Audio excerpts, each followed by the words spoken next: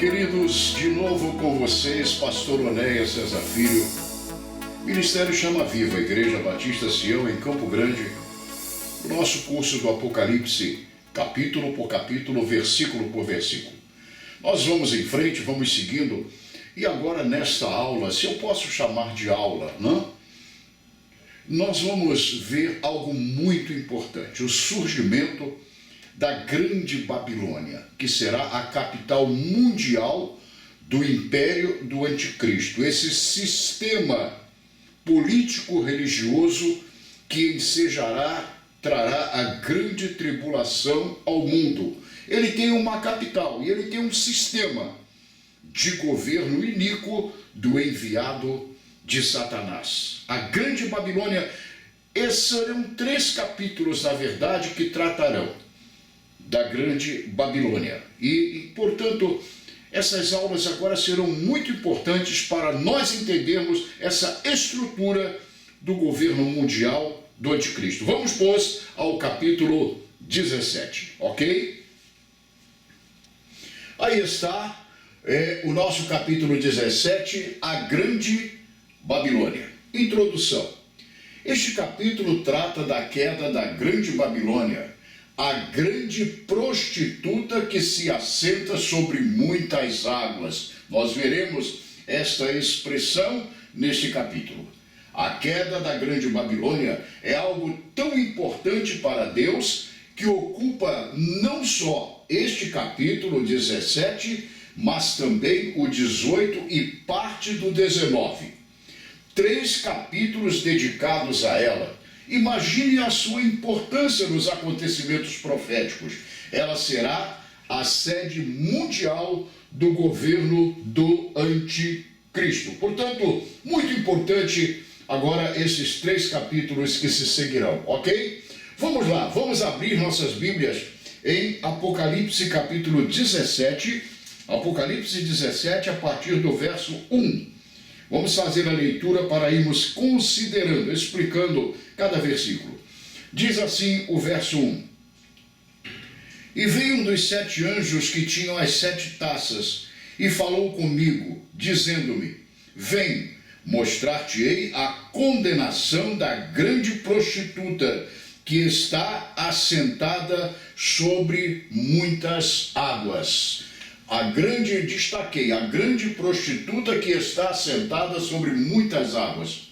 É uma referência a um sistema iníquo representado por uma cidade que veremos mais à frente. Nós vamos ver que cidade é esta, não?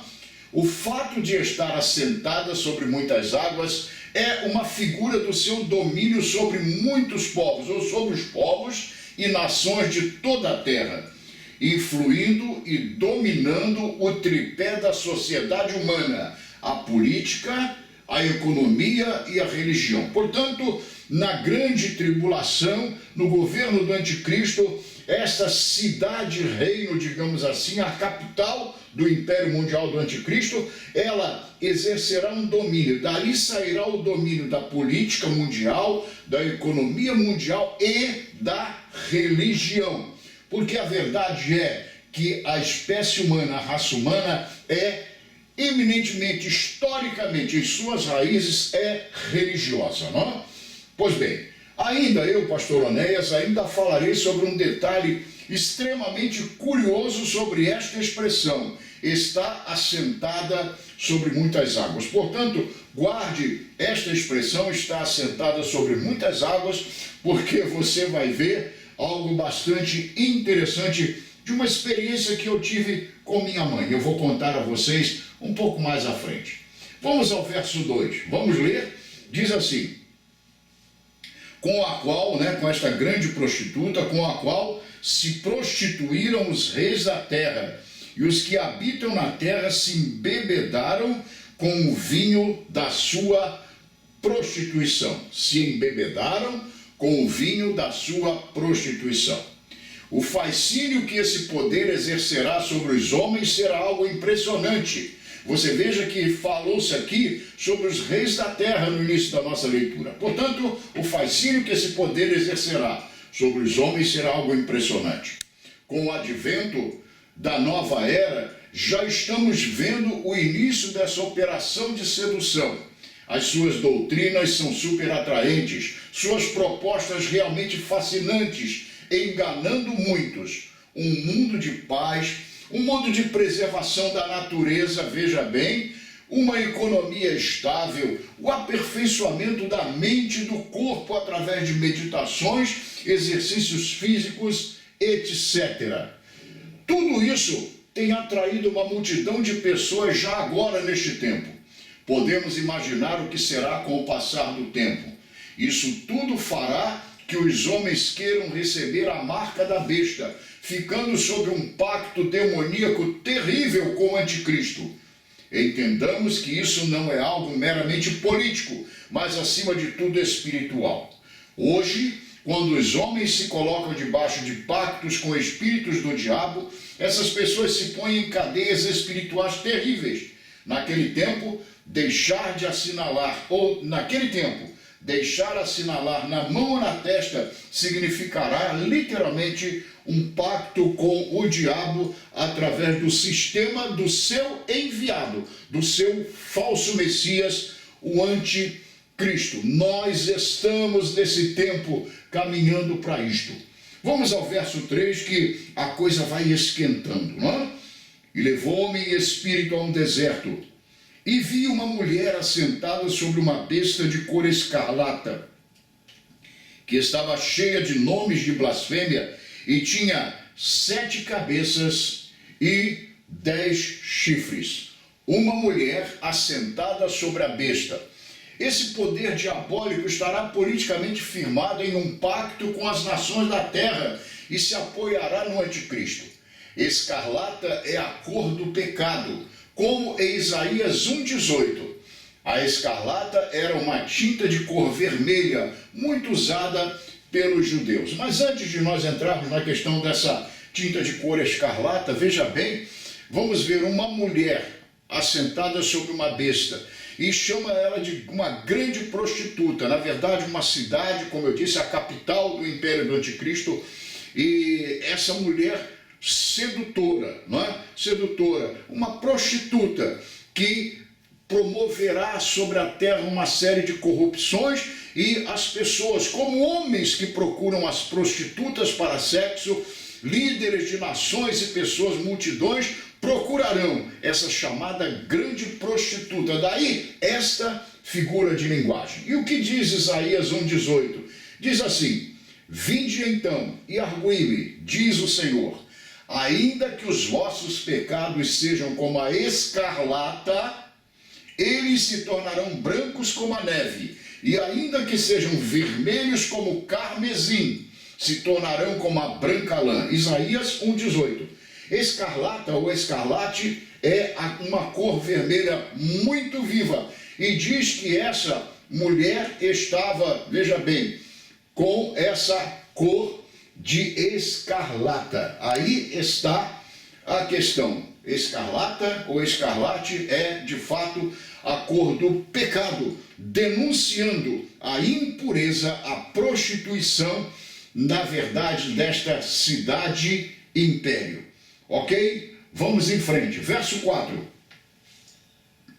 E a mulher estava vestida de púrpura e de escarlata, e adornada com ouro e pedras preciosas e pérolas, e tinha na sua mão um cálice de ouro cheio de abominações e da imundícia da sua prostituição. A mulher estava vestida de púrpura e de escarlata. Nós acabamos de ver que escarlata é a cor do pecado. Agora vamos à púrpura. Púrpura é uma tinta de cor vermelho escuro.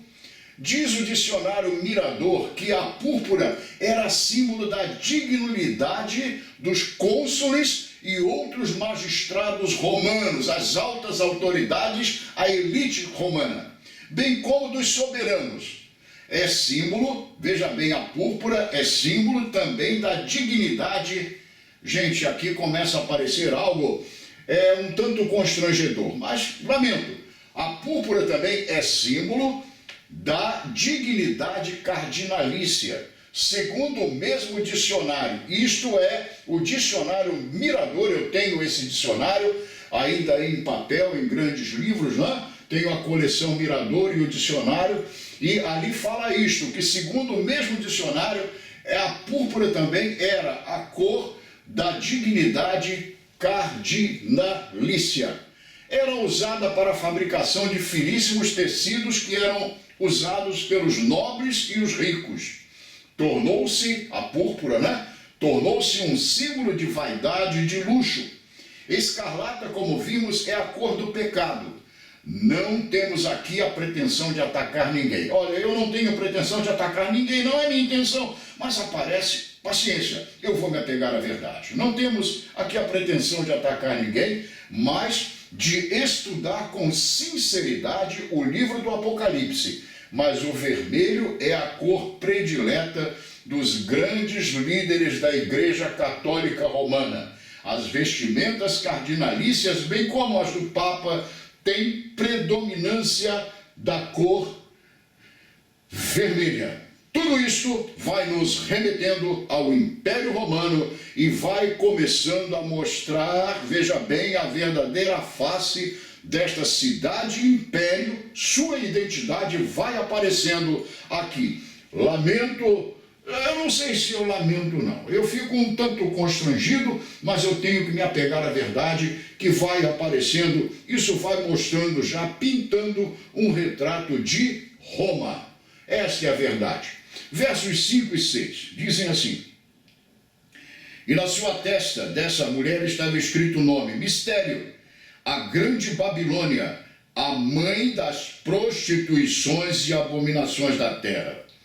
E vi que a mulher estava embriagada. Gente, agora fica terrível mais ainda. E vi que a mulher estava embriagada com o sangue dos santos e do sangue das testemunhas de Jesus. E vendo-a, eu maravilhei-me com grande admiração. Esse maravilhar-se aqui não é uma questão de alegria. Ele ficou espantado de ver isto. Veja, embriagada com o sangue dos santos e o sangue das testemunhas de Jesus.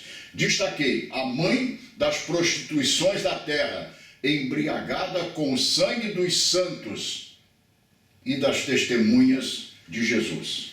Essa meretriz é responsável pela perseguição e morte dos mártires do Senhor Jesus. Aí está a razão de, ao seu fim, ela receber sobre si toda a ira do Senhor. Por isso que nós vimos que o anjo anunciou a João: vem, eu vou te mostrar a condenação da grande prostituta, a mãe das prostituições da terra, embriagada com o sangue dos santos. Gente, isso aqui é história. Isso é história. A história, quando verdadeira, contada verdadeiramente, é um fato do passado que não se pode ignorar. E com toda honestidade, sinceridade e transparência não se pode mudar. Embriagada com o sangue dos santos e das testemunhas de Jesus. A Igreja Católica hoje, chamada assim, Igreja Católica, antes era simplesmente chamada de igreja. Mas depois da Reforma Protestante, passou a se chamar Igreja Católica, que significa, católica significa universal, Igreja universal. E quando diz Igreja Católica Apostólica Romana, significa Igreja Universal Apostólica Romana, ok? Eu sei que há aqui uma coincidência com hoje uma igreja dita evangélica, que se diz evangélica, a Igreja Universal do Reino de Deus, mas católica vem do latim católicos, que significa universal. Então, a Igreja Católica, hoje chamada assim, realmente tem bebido o sangue de muitos santos ao longo da história do cristianismo. Isso não se pode negar. Eu sei que se eu estou neste capítulo contestando alguém, revoltando alguém, se alguém neste momento, você é católico, está vendo, não fuja. Não fuja, não fique revoltado ou revoltada e não abandone o nosso estudo por isso, porque eu ainda vou falar de evangélicos metidos nisto. Eu não posso negar. A história não nega. Nós aprendemos isso até na escola, nas lições, na matéria de História Universal. Esta é a verdade, que a Igreja Católica, chamada hoje assim, realmente tem bebido o sangue de muitos santos ao longo da história do cristianismo. Todos nós aprendemos lá nas escolas normais, seculares. Nós aprendemos sobre a Inquisição em todos os seus desdobramentos. E nós temos exemplos históricos. Pode ir à internet e procura nas enciclopédias mais sérias que você vai ver a história de um homem chamado John Hus. Você vai ver de outro homem de Deus chamado John Wycliffe, um inglês. E você vai ver os huguenotes franceses, além de outros mais que deram suas vidas, os seus sangues que foram martirizados pela chamada Igreja Católica. Gente, não há como negar. Nós vamos ver sobre a vida de John Hus. John Wycliffe. John Hus se inspirou na vida de Wycliffe. E esses homens foram mortos por causa da sua fé, por causa da sua fidelidade ao Senhor. John Hus foi queimado na fogueira. E nós vemos tudo isso. Os huguenotes foram trucidados. Essa é a realidade. Isso aqui é um pouco dos exemplos que nós temos do sangue dos santos e das testemunhas que, infelizmente, esta igreja no passado derramou. Vamos lá. Vamos ver sobre John Hus. John Hus é frequentemente considerado o cisne de uma profecia atribuída a ele. Eu vou ler isso de novo. John Hus é frequentemente considerado o cisne, guarde bem isto, o cisne de uma profecia atribuída a ele, na qual ele teria dito, John Hus teria dito antes de ser queimado na fogueira, que um ganso, veja bem, ganso, seria assado, mas que em 100 anos um cisne viria e não seria possível assá-lo. Veja a profecia, vamos ver a profecia. John Hus disse assim, hoje vocês assam um ganso. Hus, esse nome dele, Hus, significa ganso em tcheco. Hoje vocês assam um ganso, mas em 100 anos, eu me emociono.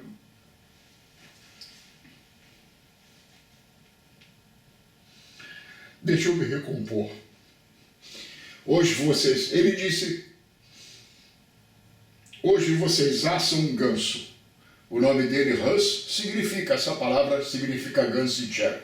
Hoje vocês assam um ganso, mas em 100 anos virá um cisne que não poderão cozinhar nem assar. Essa profecia simbolizaria Martinho Lutero, que surgiu cerca de 100 anos depois, e cujas ideias e ministério não puderam ser apagados pela igreja. John Hus foi queimado vivo na fogueira, me parece que em 1415, e em 1517, 102 anos depois, portanto, no geral, 100 anos depois, surgiu Martinho Lutero e eles não conseguiram matá-lo. Eu vou repetir isto. Gente, isso é história, não é opinião de evangélicos, de protestantes, de pastor Onéias. Hoje vocês assam ganso. Hus disse antes de morrer. Hus significa ganso em tcheco. Mas em 100 anos virá um cisne que não poderão cozinhar nem assar. Ganso e cisne. Duas aves, dois animais bastante parecidos.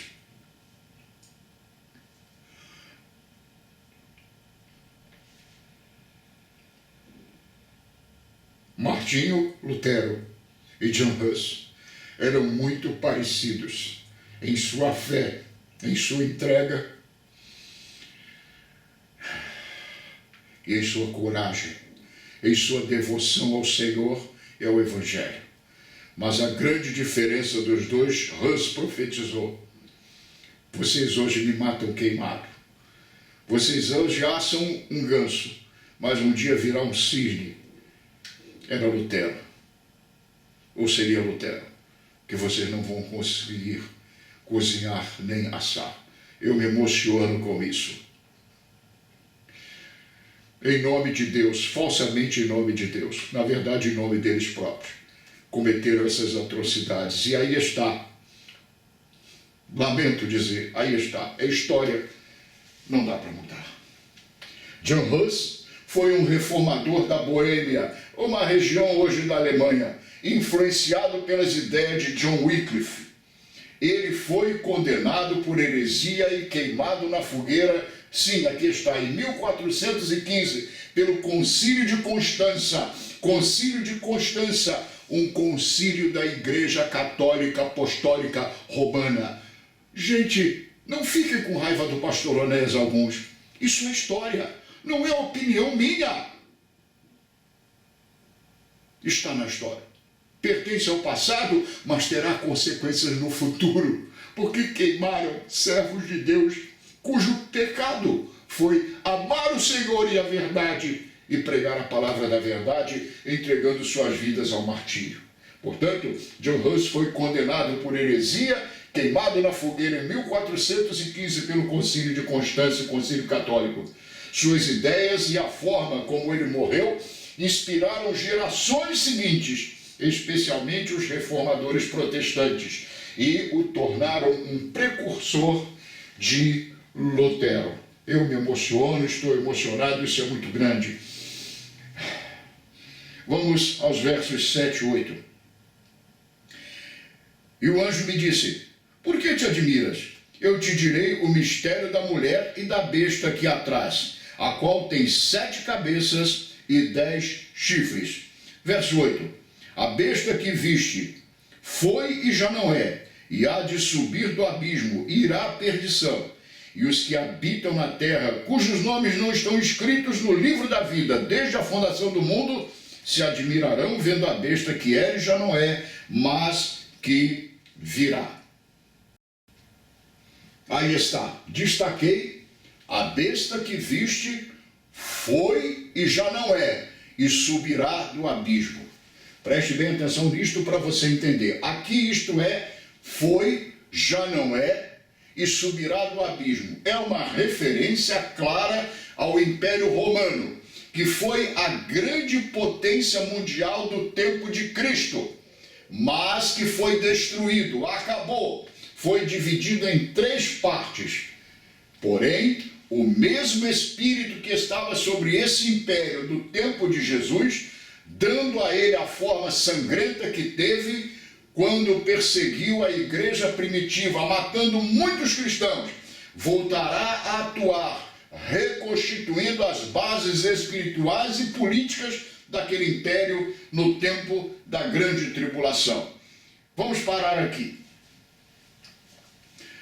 Império Romano, Jesus nasceu sob o domínio mundial do Império Romano, de Roma. Você sabe a história de Pilatos, o governador romano, posto por César em Jerusalém. Nós conhecemos toda essa história. O Império Romano acabou terminando. Anos depois, dividiu-se em 3 partes. Portanto, ele morreu, foi sepultado. Mas para a grande tribulação, esse império, isto é, o seu espírito, o espírito do Império Romano, a sua face espiritual, ele vai voltar como a ressuscitar. Por isso que a besta diz que ela emerge do mar. Ela não vem de cima, não é de Deus, ela vem de baixo, das profundezas, como que da sepultura, como a ressurgir, e o Império Romano vai voltar nesta figura neomoderna, ok? Pois bem, vamos lá. Por isso dizemos que o império político-religioso do anticristo é o Império Romano restaurado. Os principados demoníacos que atuarão nesse império serão os mesmos que operaram na Roma antiga. Outro fato também, que é a história. As provas físicas estão lá onde? Em Roma. As catacumbas de Roma. São túneis subterrâneos, quilômetros e mais quilômetros de túneis que foram cavados e cristãos se abrigavam e se escondiam ali dentro. E ali eles viviam escondidos da perseguição romana, desse império do passado político-religioso, veja bem, que tinha inclusive culto ao imperador, e ali eles celebravam, ali eles viviam escondidos, ali eles morreram. Há muitos restos mortais de cristãos que viveram ali, além dos que foram martirizados. Lá está também o Coliseu de Roma, o Coliseu de Roma. Tem gente que vai lá, há um livro que diz que coisa maravilhosa, o Coliseu de Roma é um templo, o Coliseu de Roma é uma coisa atroz, uma lembrança terrível, porque ali milhares de cristãos foram jogados aos leões por causa da sua fé.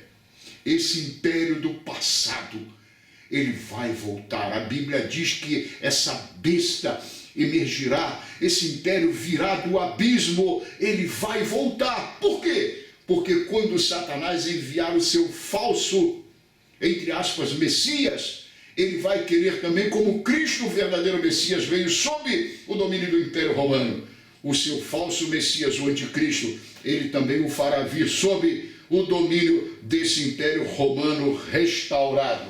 Você pode entender isso? Aí está. Vamos seguir, vamos em frente. Verso 9. Aqui há sentido que tem sabedoria. Gente,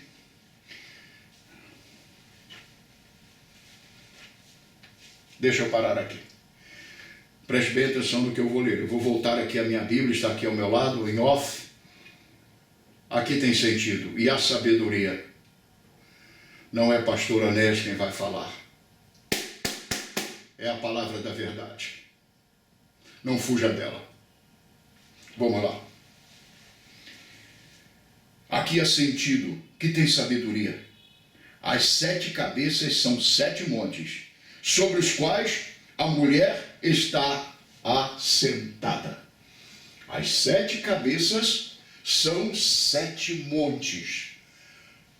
De novo, as 7 cabeças são 7 montes, sobre os quais a mulher, a prostituta, a grande prostituta está sentada. Aqui está algo tremendo, absolutamente verdadeiro, não é a opinião desse pastor. Roma foi a sede do Império Romano. Ali se instalaram os imperadores, aclamados como deuses. Havia o culto ao imperador em Roma. Roma foi o império do passado político-religioso por excelência.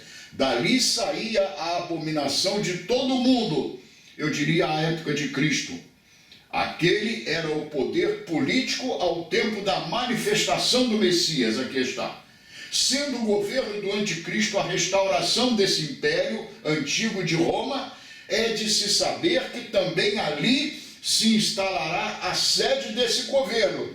E aqui está algo profético, verdadeiro, repito, não é minha opinião, é história que confirma a profecia. A cidade de Roma é conhecida como a cidade das 7 colinas. As enciclopédias mundiais dizem isto. Na internet você acha isto fartamente. A cidade de Roma é conhecida como a cidade das 7 colinas. Ao seu redor há 7 montes ou colinas que são famosas em todo o mundo. Só um minutinho. Parece uma ironia, mas não é. Pegue um avião, vá a Roma e vá ver. Mas pegue, não precisa tanto. Eu não posso ir a Roma. Talvez muitos não possam, dos que estão aqui me vendo e ouvindo. Mas pegue enciclopédias sérias, vá à internet e coloque lá, no Google, por exemplo, no tio Google. Cidade das 7 colinas, você vai ver Roma. E aqui está o nome, estão os nomes das 7 colinas famosas de Roma que estão lá hoje. Capitolino, em italiano, em português, Capitólio. Quirinale, Quirinal. Viminale, Viminal. Esquilino, Célio, ou Celio, Célio. Aventino, Palatino. Vou repetir. Lá estão as 7 colinas em Roma hoje. Capitolino, Quirinale, Viminale, Esquilinos, Celio, Aventino, Palatino. Aí está uma descrição figurada de Roma.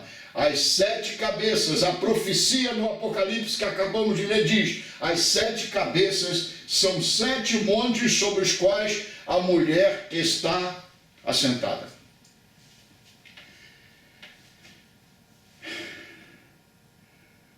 A grande prostituta, a grande meretriz, a que corrompe os homens com o vinho da sua prostituição, que se deita com reis poderosos da terra, é Roma.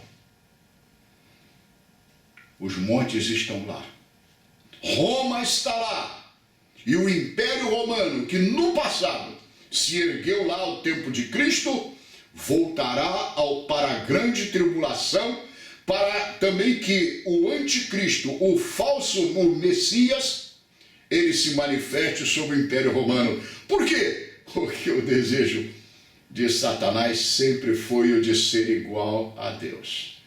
Então, o anticristo surgirá sob o signo, se eu posso dizer, o sinal do Império Romano. É aquela Roma que está ali. Pode ir às enciclopédias e verificar que não é opinião do pastor Onéas. Aqui está um mapa que eu tirei da internet, as 7 colinas de Roma. Está aqui, ó. Aventino, Palatino, Quirinale, Vinale, Esquilino, Celio, Campidoglio. Está aí.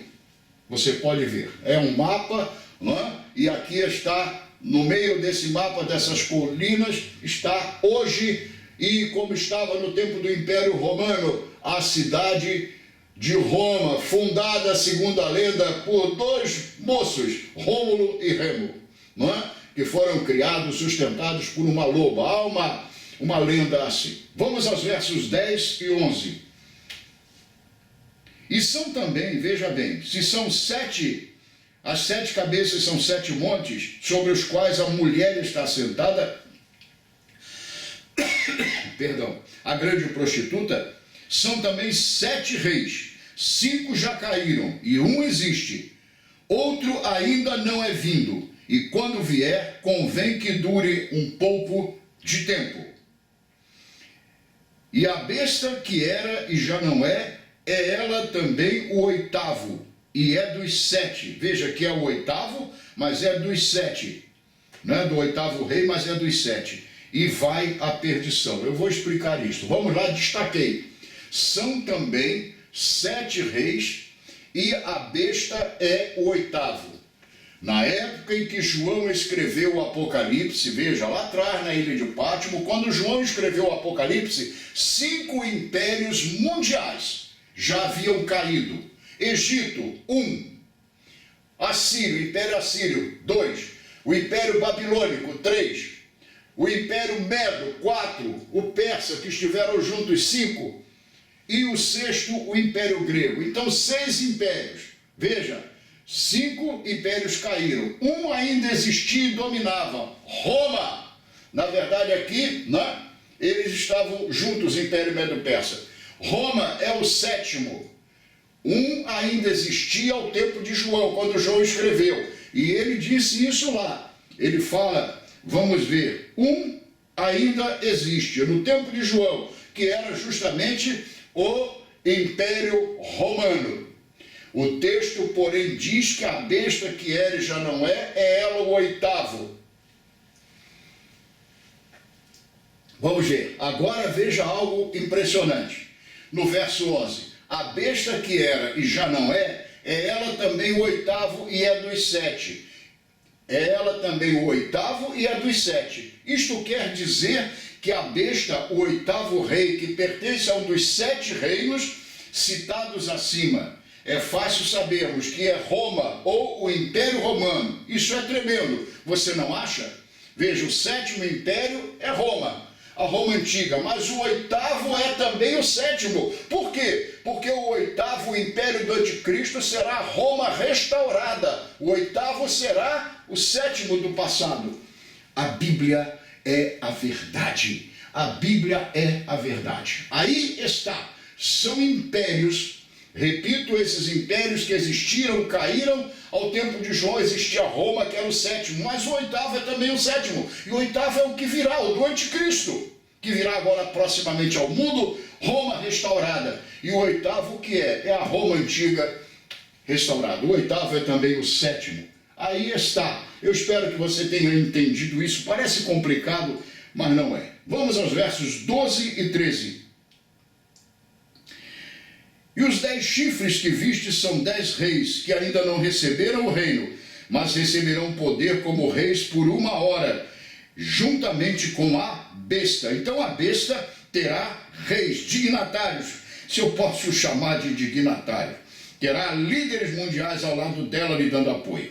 Estes, verso 13, estes têm o mesmo intento e entregarão seu poder e autoridade à besta. 10 chifres, 10 reis. Nós já vimos no Apocalipse, que é um livro de símbolos, de linguagem simbólica, que chifre é poder. São 10 reis que têm poder. São 10 poderes exercidos por 10 reis. Podem não ser reis literalmente, mas serem líderes de partido, ditadores ou presidentes, o que seja. Não é? São mandatários de países.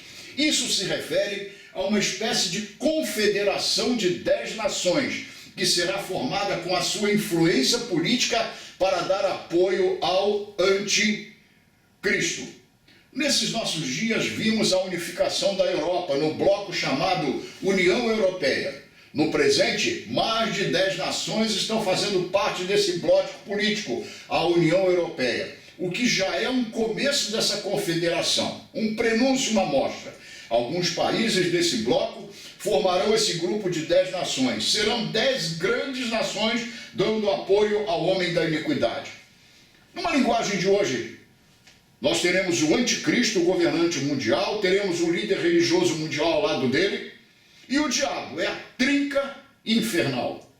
Mas dando apoio ao anticristo, a esse líder mundial, haverá 10 outros líderes, 10 outras potências mundiais. Eu não vou nomeá-las aqui porque eu não sei quais serão exatamente, mas haverá 10 potências mundiais lideradas por 10 reis ou ditadores, deverão ser assim naquele tempo, e os seus líderes que darão apoio ao anticristo.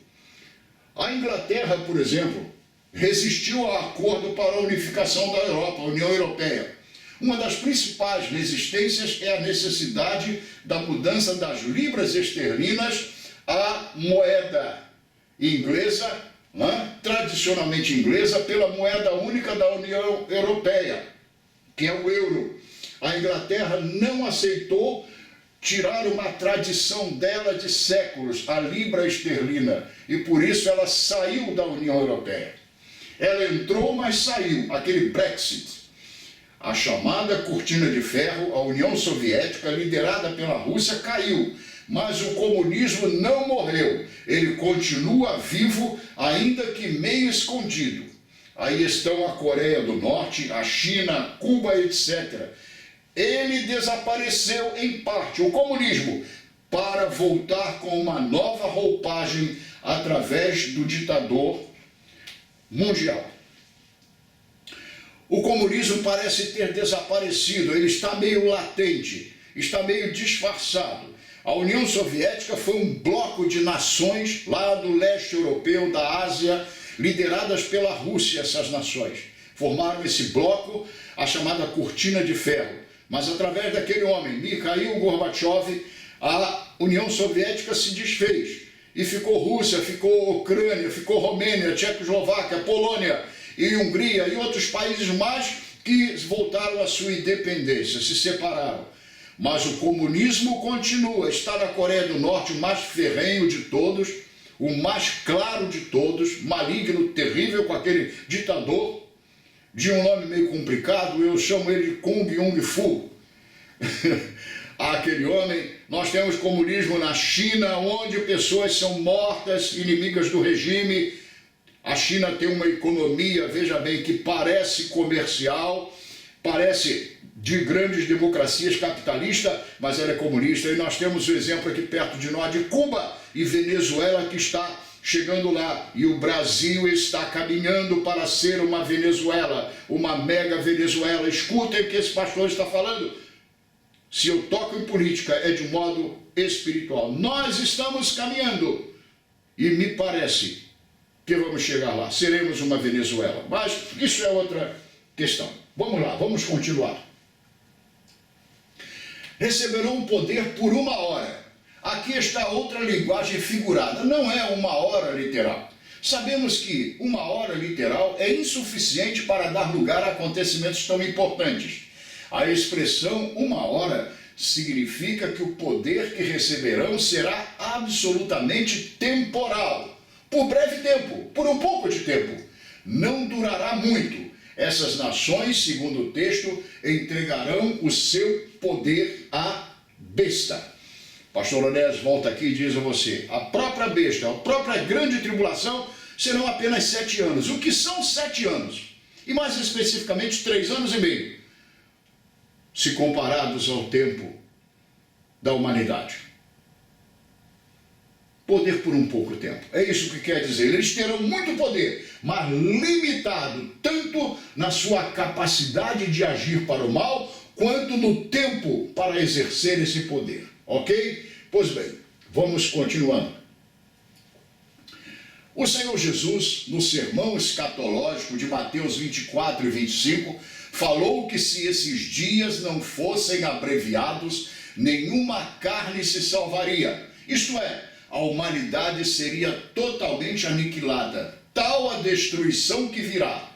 Muitos têm interpretado a expressão nenhuma carne se salvaria como a perda da salvação dos escolhidos de Deus, como se fosse assim, não tem mais salvação. Não é isso. Veja que é a carne. Vamos lá.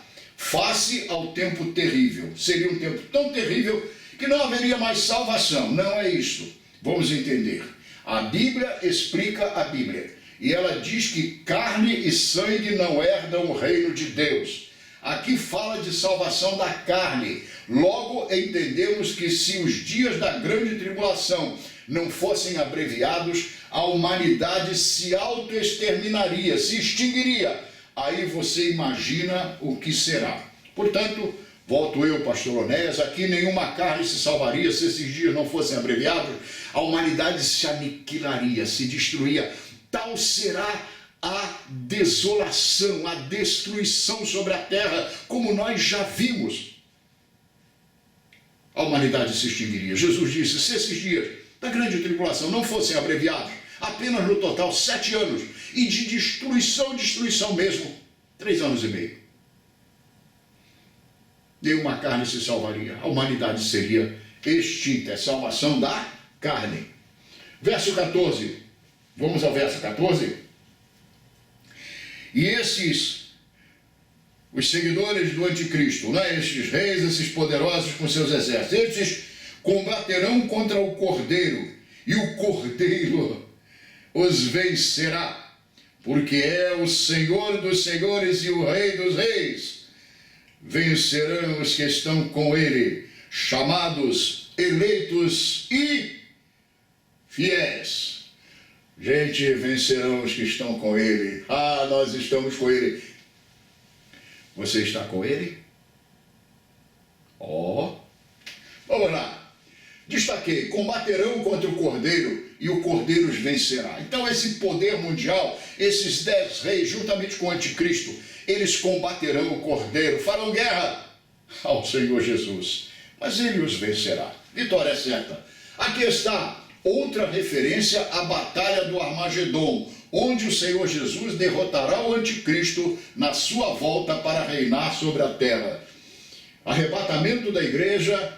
Veja bem, desespero total, surgimento desse homem, engano tremendo sobre as pessoas desaparecidas, enganará os que ficarem na terra, começará o seu governo, 3 anos e meio de paz. Ao fim dos 3 anos e meio, ele conquistou a terra, ele consolidou o seu poder, ele mostra a sua face, a grande tribulação propriamente dita, 3 anos e meio restantes de sofrimento, mas ao fim dos 7 anos, o Senhor Jesus Cristo volta, triunfalmente todo olho verá, para derrotar o anticristo e as suas forças, e isto será na batalha do Armagedon. E aqui está novamente uma figura, é uma foto do Vale do Megido, aqui está, né? Armagedon deriva, a palavra Armagedon deriva de Megido, Megiton, Armagedon, aqui está o Vale do Megido, será neste vale que está lá na Palestina. Aqui você vê então o vale sendo cultivado, lavouras e mais lavouras. A grande batalha em que Cristo descerá para derrotar o anticristo será aqui. O anticristo, veja, vai mobilizar as suas forças. Nós vimos no capítulo passado, na aula passada, que o rio Eufrates vai secar e será o caminho para os exércitos do anticristo marcharem para esse lugar, onde se travará a grande batalha. Há um grande estrategista, me parece que o imperador, não sei se foi Alexandre o Grande, disse alguma coisa que o Megido vale pelo mundo. Isto aqui, na verdade, este lugar é estratégico para guerras desde o passado. Foi palco de outras guerras, mas será aqui que se travará a batalha de Cristo para derrotar o anticristo, que a Bíblia diz que o Senhor Jesus o desfará pelo assopro da sua boca. Aleluia, glória a Deus. Vamos seguir em frente, verso 15. E disse-lhe, o anjo disse a João, as águas que viste onde se assenta a prostituta são povos e multidões e nações e línguas. As águas são povos, nações, multidões, línguas. Como já comentamos antes, essas águas são a figura das nações sobre as quais a grande prostituta reinará. Eu sei que eu estou enfrentando uma batalha e contestações, talvez revoltas no que estou falando agora, mas a verdade é que hoje a influência da Igreja Católica no mundo é grande. Nós vimos agora quando um Papa morreu, e é sempre assim, os dignatários de todo o mundo, os grandes mandatários, os reis, primeiros ministros, presidentes de países, vão para Roma para os funerais. A influência de Roma sobre o mundo é muito grande de fato. Não é? Essas águas são povos, línguas, nações. Versos 16 e 17. Nós estamos chegando ao final da nossa aula de hoje. E os 10 chifres que viste na besta são os que aborrecerão a prostituta e a porão desolada e nua, e comerão a sua carne e a queimarão no fogo. Porque Deus tem posto em seus corações que cumpram o seu intento e tenham a mesma ideia, e que deem a besta e ao seu reino, até que se cumpram as palavras de Deus. Aborrecerão a prostituta e a porão desolada. Aqui acontece em figura o que é normal com as prostitutas hoje. Essas mulheres que se prostituem, que vendem seus corpos para homens, são usadas e depois descartadas. Depois de usarem essa prostituta, Roma e seu sistema vão se livrar dela. Isso nos faz lembrar o imperador Nero, que tendo Roma como sua cidade de governo, depois mandou incendiá-la. E para completar, Nero mandou incendiar Roma, sua própria cidade, e depois colocou a culpa nos cristãos. Eu sei que eu posso enfrentar aqui contradições, pensamentos diferentes, mas sempre que a gente fala de Apocalipse, de escatologia, que é o estudo das coisas do tempo do fim, há operações ou há opiniões divergentes. Pois bem, mas veja, o sistema iníquo, a grande Babilônia, vai se instalar em Roma. Mas ele vai ser transferido para Jerusalém. Roma será usada, veja, para o engano, mas quando o anticristo consolidar o seu poder, ele vai querer ir para Jerusalém. E a Bíblia diz que ele se assentará no templo de Deus, que nos 3 anos e meio de paz, ele propiciou a reconstrução, conquistou os judeus por isso, porque eles deu de novo o templo e propiciou o contínuo sacrifício, a volta dos sacrifícios judaicos da lei, de animais e tal. E ele então transferirá o seu governo para Jerusalém para se assentar, diz a Bíblia, no trono, no templo de Deus, no trono de Deus, querendo parecer Deus. Ele vai para Jerusalém e Roma será incendiada, Roma será queimada, a prostituta vai ser descartada e aborrecerão a prostituta. Eu quero que você entenda isso. Quando ele consolidar o seu poder, ele vai assumir Jerusalém no templo reconstruído e vai para lá para se assentar lá, querendo parecer Deus. Isso vai acontecer na grande tribulação. Deus tem posto em seus corações, está escrito, eu destaquei, Ele, o Senhor Supremo. Gente, o Senhor Supremo, El Elyon, há de conceder, permitir e mais do que isso, porá nos seus corações que façam aquilo que intentaram fazer e farão até que se cumpra a palavra de Deus. Ele é soberano, Ele é supremo, Ele é o Elyon, o Deus Altíssimo. Quem pode resistir a Ele? Quem pode resistir aos seus intentos, aos seus desígnios? E será Ele soberanamente que vai pôr nos corações desses reis e do próprio anticristo: destruam Roma, porque Roma, especialmente se no passado, Roma já era uma abominação para Deus. Foi a grande adversária do Senhor Jesus Cristo, o Império Romano.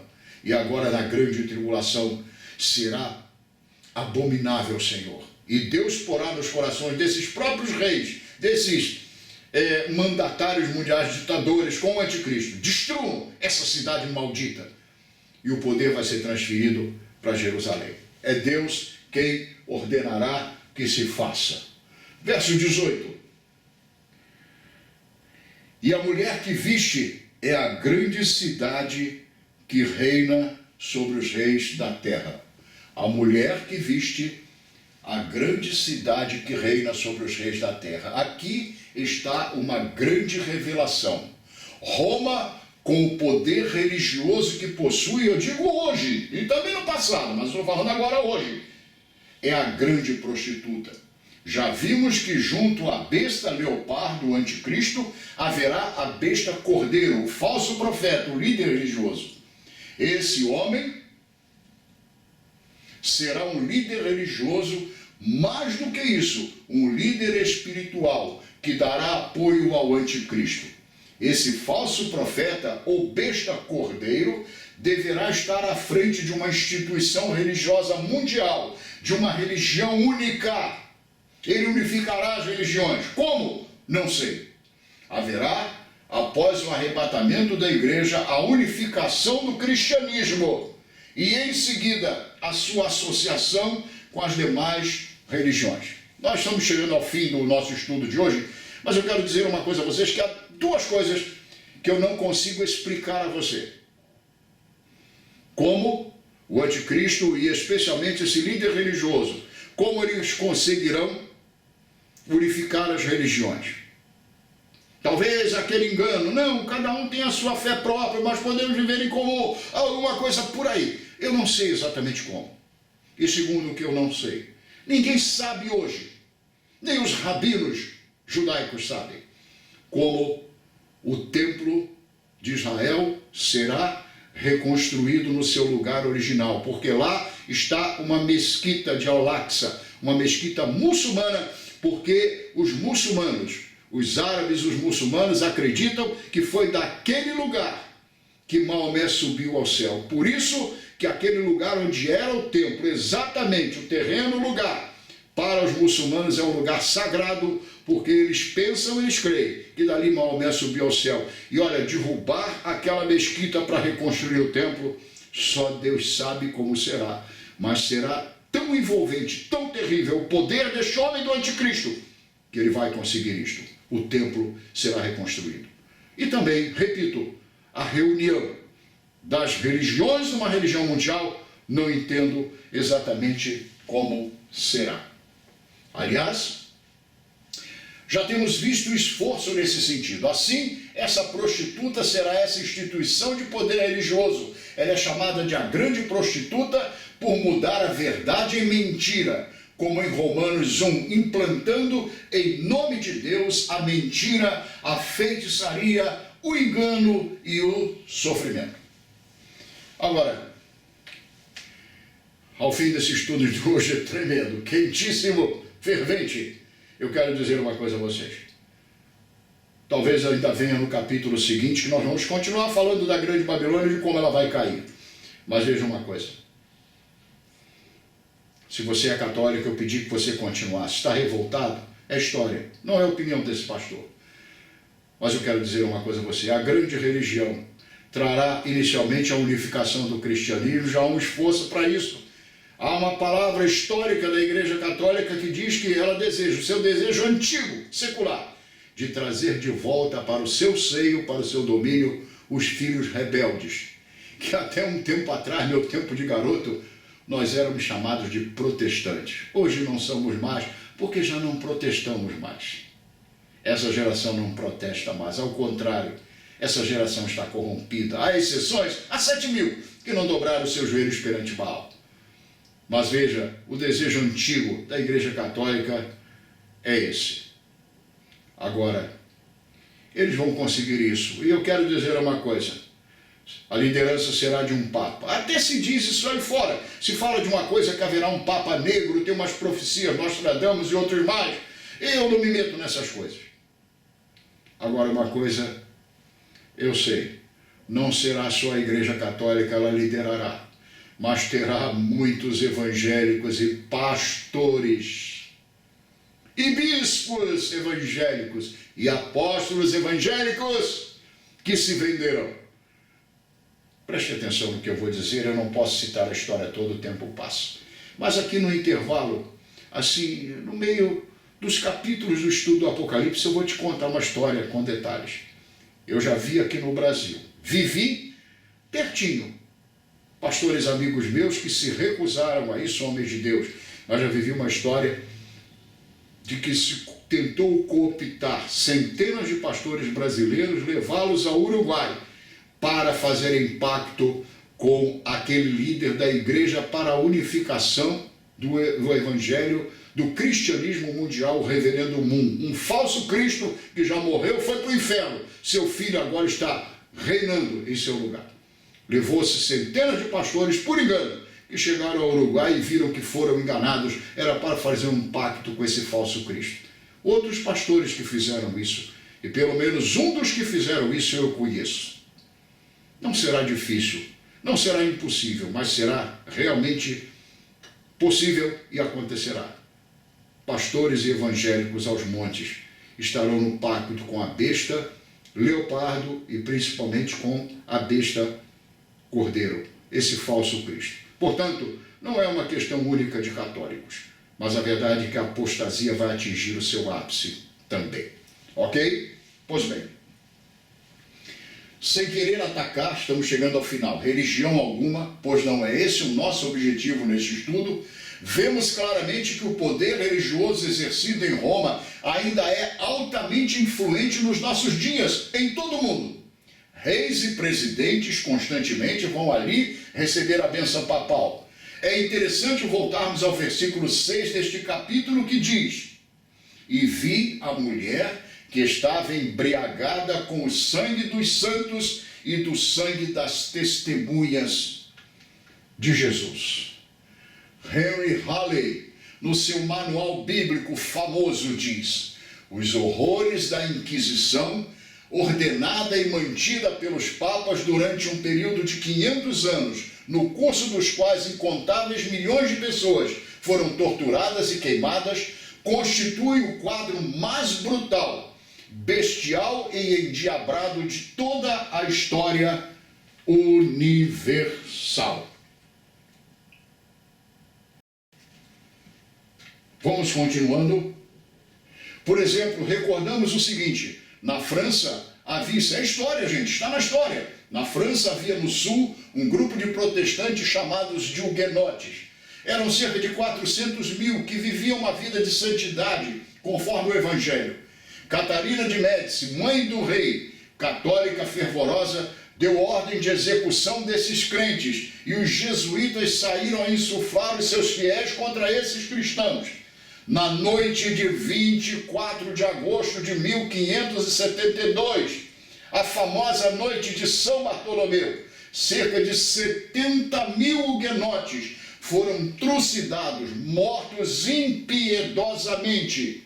O Papa foi então em procissão, juntamente com seu colegiado, o colégio de cardeais, à igreja de São Marco, para mandar cantar o Te Deum, em ação de graças e mandou ainda cunhar uma moeda comemorativa do massacre e enviou um cardeal a Paris para levar ao rei e à rainha mãe as suas congratulações. Eles insuflaram os católicos contra os huguenotes, os protestantes do sul, e o exército de Roma, a mando da rainha mãe Catarina de Médicis, invadiu numa noite o sul da França, chegou no sul da França e eles entravam de casa em casa e matavam pai, mãe e filhos. Na noite chamada de São Bartolomeu foram 70 mil huguenotes, mas depois mataram muitos outros mais e dizimaram. A França hoje poderia ser um país protestante.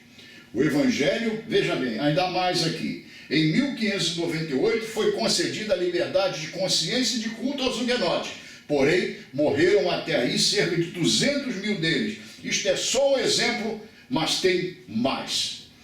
O Evangelho é o poder de Deus para a salvação de todo o que crê, mas é algo que deve vir voluntariamente. É uma decisão pessoal de cada um. Mas o cristianismo começou a ser imposto aos homens. Com isso, deram a César o que é de Deus. O resultado natural de um casamento, segundo a Bíblia, é serem os dois uma só carne. Isso está no Gênesis, é um princípio de Deus.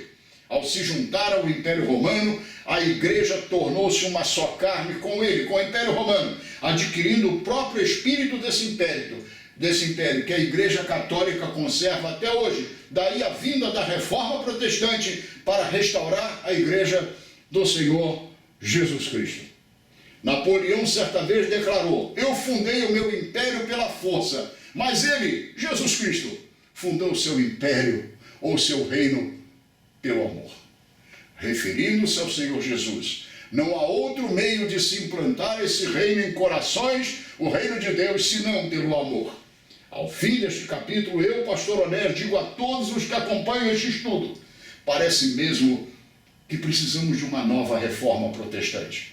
Mas afirmo que não haverá outra reforma. Foi só aquela de Lutero em 1517. Não haverá outra reforma. Não haverá. Agora o que virá é a colheita. Será a colheita e a separação entre o joio e o trigo, indo cada um para o seu destino. Ou para os celeiros o trigo, ou para o fogo, não é? A palha ou o joio.